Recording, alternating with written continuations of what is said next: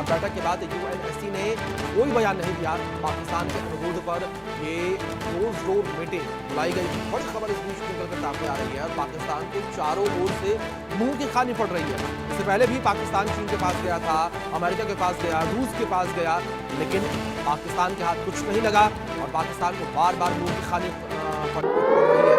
बड़ी जानकारी आपको पहुंचा दें कि यूएन महासचिव ने पहलगाम आतंकी हमले की निंदा की है।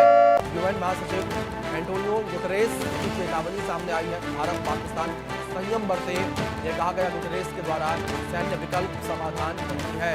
एंटोनियो गुटेरेस का ये बड़ा बयान सामने आया है और इसी बीच हमारे सहयोगी अजय जांडियाल बने हुए, सीधे उनका रुख करेंगे। अजय, जिस तरीके से ये बैठक पाकिस्तान के द्वारा क्लोज डोर मीटिंग बुलाई गई, इस बैठक में भी पाकिस्तान को मुंह की खानी पड़ी है।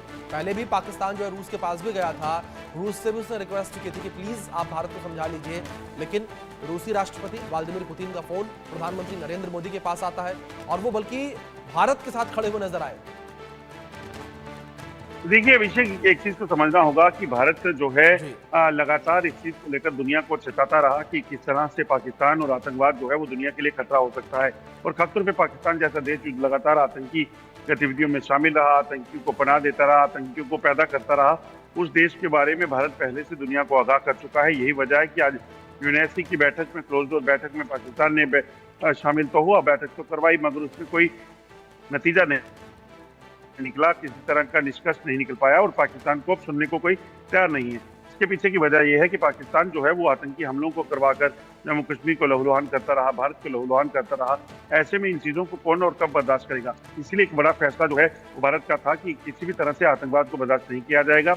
और यूएनएससी की बैठक में जब पाकिस्तान इस मुद्दे को उठाने का प्रयास किया है तो पाकिस्तान को उस पर भी कोई जवाब वहां से नहीं हासिल हुआ है। और वहां पर भी जो सूत्र बता रहे हैं, पाकिस्तान को कहा गया है कि आतंकवाद का अंत करने का समय आ गया है और पाकिस्तान इस मसले पर जो है अब कहीं ना कहीं दुनिया के सामने जो है एक्सपोज हुआ है।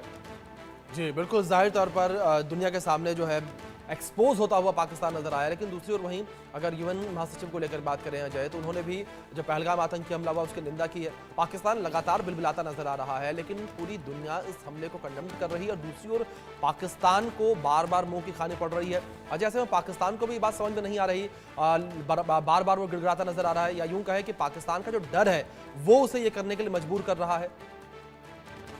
देखिए वजह है, पाकिस्तान पहले तो बड़ी शेखी झाड़ रहा था। पाकिस्तान लगातार यहाँ पर आतंकी जो हमलों को तेज करने की बात करा, जंग की बात करा था, मगर अंदर खाने से पाकिस्तान डरा हुआ है। पाकिस्तान कभी यूएनएससी में, कभी सऊदी अरेबिया में, कभी रशिया और अमेरिका के पास जाता है कि युद्ध टल जाए।